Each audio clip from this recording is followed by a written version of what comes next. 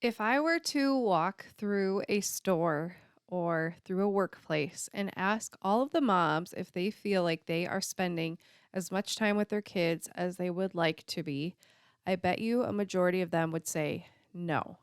I think so many of us moms are working very hard. We have a lot on our plates, and we just feel like we don't have enough to give to the people we love the most. Part of that is probably just the natural guilt moms feel, but part of that probably is because that actually is true. Like we're not spending as much time with our kids, or at least not quality time as we would like to be. And so in today's episode, I'm going to be sharing some really practical things that you can do to fit in more time with your kids. It's not going to add a lot to your to-do list and also help you recognize the things you are doing so you feel a little bit better about yourself. Hey, Glue Sticks, Sarah here from the Work Life Glue podcast. I'm also on YouTube at Work Life Glue and on Instagram, and I love to just share about intentional living when it comes to motherhood and creating balance that sticks.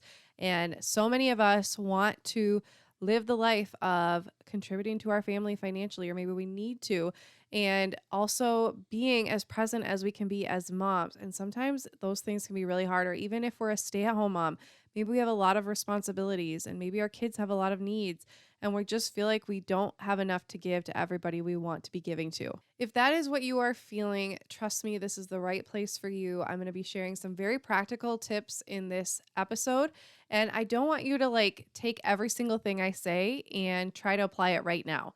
My goal with my entire business is to give you lots of ideas, but you just take one or two. And maybe over time you might add a third and a fourth, but I don't ever want you guys to take a video and completely overhaul your whole life. I think that's really overwhelming, impractical. I just like to give lots of ideas because everybody's life is different. And so maybe one thing won't work for you, or maybe you're doing three things already. And so you could just want to add in one more thing. These aren't things that I'm doing every single thing of. I am busy. I feel the exact same way. A lot of the time, my episodes come from things that I feel like I'm struggling with. And I love to work through problems. I love to find solutions. And so while I find those solutions, I like to share them. So that's really where this is coming from. And I just encourage you to jot down an idea or two and try to implement it starting today. These are all very easy things you can start right now. In my exclusive group for my subscription box, I have a subscription box if you're not familiar, and I love to send out products to busy moms to help make their life better in a certain area every single month. And in February, we're focusing on maximizing our relationships. And in our exclusive group, we are going through a Love on Your People challenge. So I'm talking about a lot of these same things in that group, but on a more detailed level, we are actually tracking the things we do for our loved ones and coming up with a plan.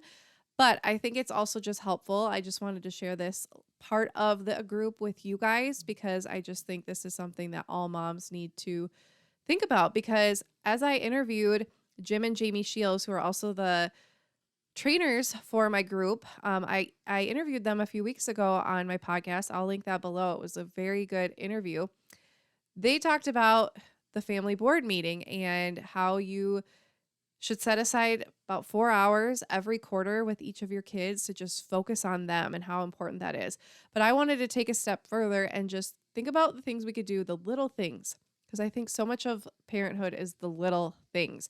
And what little things could we be adding that don't take up a lot of time, just take some intentionality, some forethought that could help us bond with our kids each and every day, that doesn't require any money, it doesn't require 4 hours of time, just requires a little bit of planning. So that's what I'm talking about in today's episode. So my very first thing I want to talk about is those caregiving moments. And I don't want you guys to discount or discredit those caregiving moments. Along my journey of being a childcare provider in the past, and then just my journey of motherhood, I've read a lot of parenting books. I've taken a lot of courses on parenting as well as caregiving little children. And I remember reading Janet Lansbury's No Bad Kids book, which I highly recommend. She's a very gentle, positive parenting expert. And I find that I parent from a lot of different philosophies, but she talked about caregiving moments and how important those caregiving moments are and to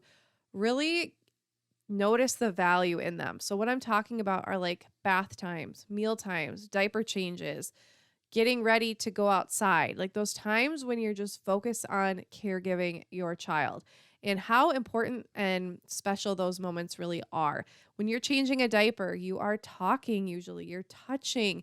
You might blow raspberries. You might say, "Where's your foot?" Or we do, "Ew, stinky feet." And my little 1-year-old laughs. And it's just such a beautiful time. It's a time of connection that's built into your day. You have to feed your kids. You have to get them ready to go outside if they're little. You have to change their diapers if they aren't potty trained yet. And so these moments are built in connection times with our kids. And if we look at them that way, we can not only do better during those times to connect instead of just going through the motions, but we can also give ourselves credit. That's a huge message I want you guys to get out of this episode too, is not just looking for ways to do more, but to notice what you're already doing. I think so many times we feel like we're lacking as moms when really we're doing such a good job. And if we could look at it from an outside perspective, we would be so proud of ourselves. And so look at those caregiving times. What are you doing during bath time? What are you doing during mealtime, diaper changes, saying goodbye, picking them up from school? Like, what are you doing in those little moments? Are you happy with what you're doing? Do you want to add a couple things? Maybe add a question that you're going to ask, or start a little ritual that you're going to do. Like we always tell our girls to shine their light bright and we give them a big kiss. Maybe you'll have a secret handshake when they go off to school or something. Just those little tiny rituals are so meaningful, and they will connect you to your child more than any big gesture you could ever do. So think about those caregiving times and find value in them and notice all the good you're already doing. Another thing that's so simple to do, but I sometimes feel like, especially if this isn't our love language, we forget to do or just aren't naturally inclined to do, and that is to build in touch. So many kids and people in general, humans need touch. Babies can have failure to thrive from not getting physical contact and love. It's so, so important. So, how could you build it, especially if physical touch is not your thing, especially if you're touched out as a mom? What could you do to initiate more kisses, more hugs, little cuddles, pat on the back, touching their hand throughout the day? It doesn't have to be all day, but maybe at the beginning of the day when you're not touched out yet, you're going to give your kids a morning kiss. That's something we do in our house. I'm like, "Oh, girls, I forgot to give your morning kiss." And I'll go around and I'll give them each a kiss. Um, when you walk by them, try to touch them. Try to build that into your day. Like whenever I pass my child, I'm going to touch them in some way, rub their hair, touch their shoulder. And obviously, if your child is like not into sensory, that kind of sensory input, obviously don't. But I think our kids love when we touch them until they're teenagers. And if we could build in more of that, you will bond you more with your children. It's so simple and so easy. Maybe just having them sit in your lap, or just having them sit next to you and putting your arm around them. Just those little things can go such a long way. Something I like to do as a mom who's home all day, I work from home, I run my business. So I do have to have work times, but I am home with my kids. So this is something you can do either on the weekends or if you're home with your kids, or build it into another part of the day, that's okay too. But I think it's so important to try to fit in 10, 15 minutes of one-on-one time with each of your kids as often as possible. If not every day, then maybe a couple times a week. I did a whole positive parenting course with Amy McCready. I have a whole video review of that. It was so helpful. But the number one thing she talked about was mind, body, and soul time, which is basically what I just said. 10 to 15 minutes spending time with your kid, doing whatever they want to do. And it doesn't have to be expensive. It doesn't have to be super creative. I just laid in bed. We watched an Encanto video and we talked, my daughter, my 7-year-old and I, and we hung out and just laid in bed. You could play a game. You could play with their dollhouse. You could do kinetic sand. You could shoot basketball outside. Really doesn't matter what you're doing. It's just the matter of setting aside that time that says so much to our kids. And this in and of itself can help so much with behavior issues. This was something I had kind of neglected doing for a long time, especially with the pandemic and having another baby and just husband's schedule's crazy. But when I started homeschooling last year, I noticed it was really hard and I was having issues butting heads with my kids. And I'm like, what could I do? What's going on? And instead of trying to get stricter, which usually backfires, I was like, maybe they just need more one-on-one time with me because we're all on top of each other all the time. And so what I do is before I lay my 4-year-old and my 1-year-old down for nap, we I spend 10 minutes with each of them. So my 1-year old, I'll sit on the floor with her in her room. She'll pick up books, we'll cuddle, we'll read. I'll kiss her, we'll talk about animal sounds, like whatever, you can do with a 1-year old, we do. And then I lay her down for a nap.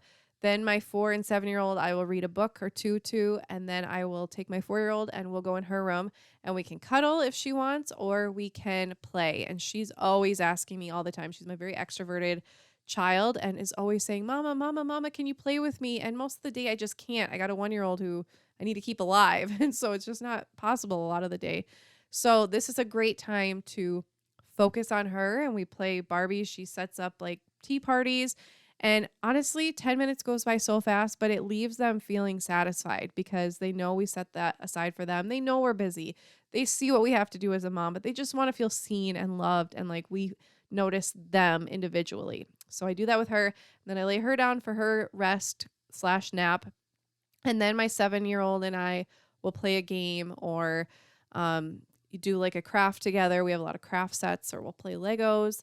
Doesn't really matter what we do. It's just that time. So what could you do? When could you fit in 10 minutes of one-on-one time with each of your kids? And maybe you're just going to do one child a day or 2 children a day, and your spouse will do the other 2 children, or you got to figure out how to fit it in, but it truly is so important. And like we've all heard the quote that's so true that every mom will agree with, the days are long, but the years are short.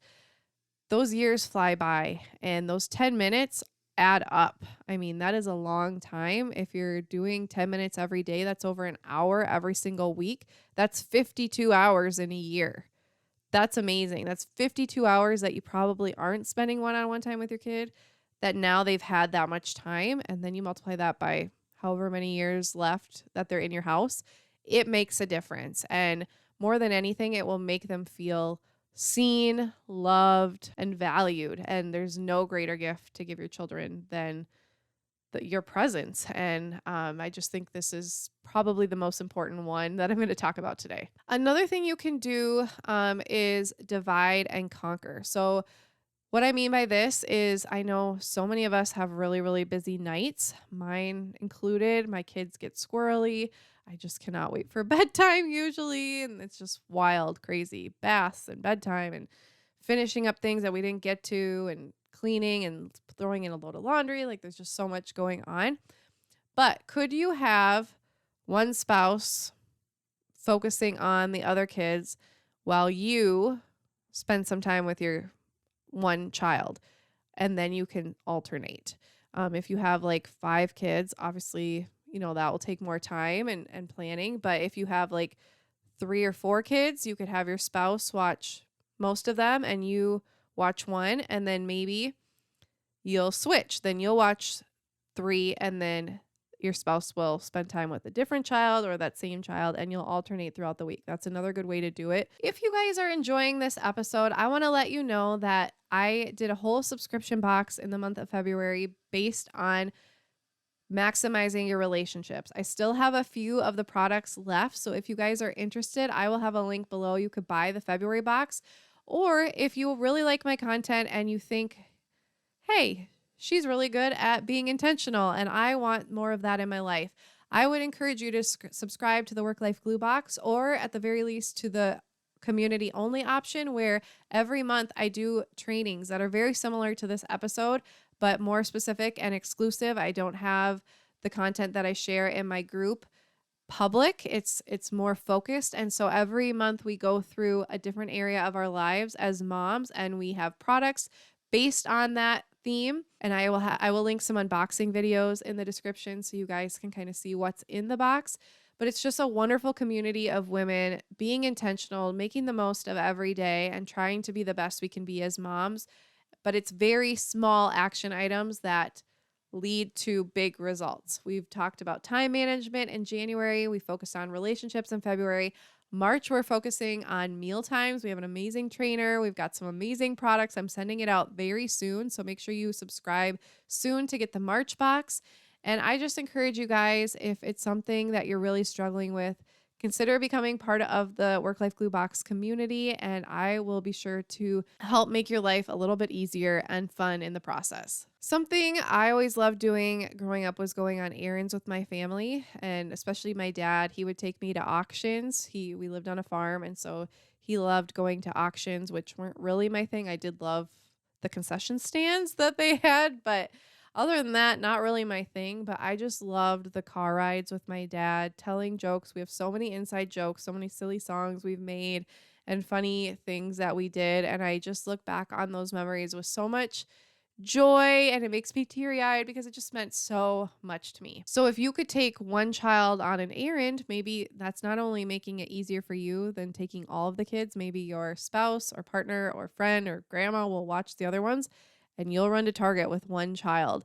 It really truly can be such a bonding experience to only have that one child, and you can actually talk to them. Maybe you'll pick up a treat on the way home or go stop at a park, but it doesn't have to be fancy just to spend that extra time doing something you already had to do anyway. Something that Jim and Jamie Shields talked about in my interview with them was having a tech fast every day. I think this can be so helpful to kind of force you to bond and communicate and spend time with your family just by turning off your electronic devices for a certain time period every day. Maybe that's from 5 to 7 at night, or 3 to 5, or 3 to 4. Like, it really doesn't matter, but just having them off, you don't necessarily have to decide to all spend time together. But I think when you have fewer distractions, it just ends up happening. And then you're also more available when your kids know you're not going to have your phone going off, you're not going to be scrolling Instagram, checking your emails, what have you. When you're more available, they're more likely to come talk to you. And when they're more available, they're more likely to come talk to you and hang out. So that's another great thing to do. Another great thing, especially if you're a busy working mom, your kids are probably in school or at daycare. If they have an appointment and you have to take one child to an appointment, dentist appointment, haircut, doctor appointment, what have you, schedule in an extra half an hour to go get ice cream, or just go sit and talk, or go to their favorite store, or what have you. Schedule in that little bit of extra time. It'll make them feel special. They get to ditch school a little bit longer, and just feel like you spent that extra time. You're not just trying to, oh, I got to get back to work. I got to get you in, get you out, get you back to school, back to daycare. No, you're spending that extra quality time with them. It says so much, regardless of what you're actually doing. It's more of the message it's sending to your child. Another great thing you can do as a family to bond more is to make a mealtime a bonding time. Now, we all know if you eat together, it's better for the whole family. You can connect. But I know as a mom to little kids, it can also be very stressful. Sometimes you're like, just eat. I just want to be over and done with. This is so stressful. But what could you do to make it a little bit more fun and bonding? We've done a lot of different things, but here are just some ideas. If you're a Christian, you could do a family devotional where you're reading a devotion, and then there's discussion questions you could ask. I will leave a link to a couple in the show notes of this podcast. You could read a joke book. We do that at snack time, actually. We read a joke book and we just laugh at the jokes, and it's fun. It's lighthearted. It's something my kids can look back on and remember. You could go around the table and everybody shares their high and low from the day, or maybe just their high or just their low. What was their favorite part of the day? What was their least favorite part of the day? And this can really get the conversation going. And it's a better question than like, what did you do today? And then your kids are like, I don't know. I don't know what I did.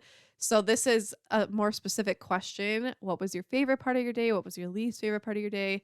What did you enjoy most about the day? What do you wish you could change about the day? Or maybe you just have a different question every day. You get some question cards you guys could answer. We have a few different sets of question cards. We have like a would you rather set. We have a question, just family question cards. There are lots of those on the market that you can do to get to know your family better and start more conversations. Another thing you can do with your kids, my kids are not quite old enough yet, but I cannot wait for this, is to start a journal with your children. And there are so many different ones on the market, but basically your child will write in it and you will write in it. And this is something you don't even have to do together. You're going to pretty much do separately. Maybe before bed, your child will, there's a lot of times like guided questions in it, and they'll answer, and then they'll give it to you the next day, and then you'll answer. And this is such a special, like, I almost think it's like a sacred thing because when you write, it's so much different than speaking. I know for myself, I can write my feelings and articulate myself so much better in writing than I could ever say to somebody's face. So if your child, maybe they have a lot going on inside that they just don't know how to tell you or they're afraid, or, they just aren't very talkative people. And so they're more introspective. This can be a great way to bond with them and connect with them by them journaling and then you responding. Plus, you have this to look back on, which is so beautiful, and just truly special. Like, how many adults walking around have a journal that they did with their parent? Not very many. So I think this is such a beautiful thing that we can easily buy and start doing with our kids. Another thing is just to record your memories. We all love photos. Who has 5 million photos on their phone? I do. And last year, I came up with a great photo system where every month I order a $5.99 chat book. And we literally look at them every single day. I will link to that podcast episode where I go over my entire photo system. It's very simple and easy. But I love the chat books. I think this is so bonding to print out your memories and look through them. It helps you remember them, and it's just also a bonding activity to reminisce together. I love reminiscing with my family, with my friends of old times, and your kids are the exact same. What kid doesn't love to look back at old pictures? So by having those chat books or however you're going to display different photos, just having them available. My kids go to them every single day, and we will spend hours every week just looking at the photos together, remembering the different things, oohing and awing about how cute they were when they were little. And it's such a beautiful way to preserve those memories because the more you look at them, the more, the neurons will stay connected so you'll remember. And it's just a beautiful thing to go back and have those warm, fuzzy feelings about times already gone by. If you're anything like me, having your kids help in the kitchen can be very, very stressful, especially my kids, especially when they're around age, 0 to 5.5. I have very grabby kids, so they'll just start grabbing everything and it just stresses me out. And if that's you, that's okay. It's okay to have triggers as a mom, but just recognize those. So if that is something, your kids aren't helping a lot in the kitchen because it stresses you out, what if you just set aside one day a week where each child will help you? So one day it'll be your oldest, then the next time it will be your second born, the next time it'll be your third born, or maybe even just literally once a week a child will help. So week 1, your oldest, week 2, your second born, week 3, your third born, and then you rotate depending on how many kids you have. That can be another way to get them involved. Then they feel bonded to you. You're making memories. But it's not like you are committing to having them help with every single meal if that stresses you out. And then lastly, I think it's so sweet to come up with special goodbye rituals or hello rituals or before bed rituals that are special to you. Now, for example, with my oldest, when we used to lay her down to go to bed, we would say something like, I love you, good night, rocket ship, crocodile, something. And I don't even know what it means. And I don't know when we stopped doing it. And I don't remember what we actually said, but it was just like completely crazy. It didn't make any sense, but it was special to us. I'm sure you guys have some of those inside jokes with your kids, but if you could come up with like a little handshake you say before they go to school, or some little, like we sing a series of 3 songs before bed and say a special prayer. Have some kind of ritual that you do every single day, and it can come naturally and organically. That's great. That's the best way to do it. But you can also just start something or even just say to your child, I really want to do like a special thing we say or a special handshake before bed or before you go to school. Can you help me come up with something? Depending on the kid, most kids I think would think that's pretty fun and cool and will help you come up with something. Or you can wait for it to kind of happen naturally. Maybe somebody does something funny and then you just keep repeating it every day. But these things are truly what our kids will remember. They're so beautiful. Humans are very ritualistic beings. And so having these rituals and continuing them just truly does something between the people doing them. It's just something that's so special. There's not really even words for it that bonds you together. So keeping up with those and not letting them die like the one with our daughter did is just such a meaningful thing to incorporate. I hope you guys found one or two things that you could start doing, or it just started getting the wheels turning in your mind of different easy things you could do to bond more with each of your children. I just pray a huge mission of mine is to help moms live intentionally no matter how much they work, how little time that they actually have with their kids. And I just pray that this episode will help a mom fit in one extra little thing with her children every single day, because those truly do add up and will make such a difference. Trust me. Because when I look back on my childhood, what I remember most are those little things. It's not the big things. The big things are great, but it's the little things that truly, truly matter. So I hope you guys enjoyed this episode. If you did and you've been liking this podcast, I would appreciate so much if you would head over to Apple Podcasts, leave a rating and a review, and let us know and others know what you took from this episode or what you find valuable in this podcast as a whole. It would mean so much to me, and it would help others find the podcast as well. And I also am always filming my podcast episodes now from moving forward. So if you want to comment, I will have the link in the show notes to the YouTube video where you can go over and comment as well. So thank you guys so much for listening. I will talk to you soon. Bye.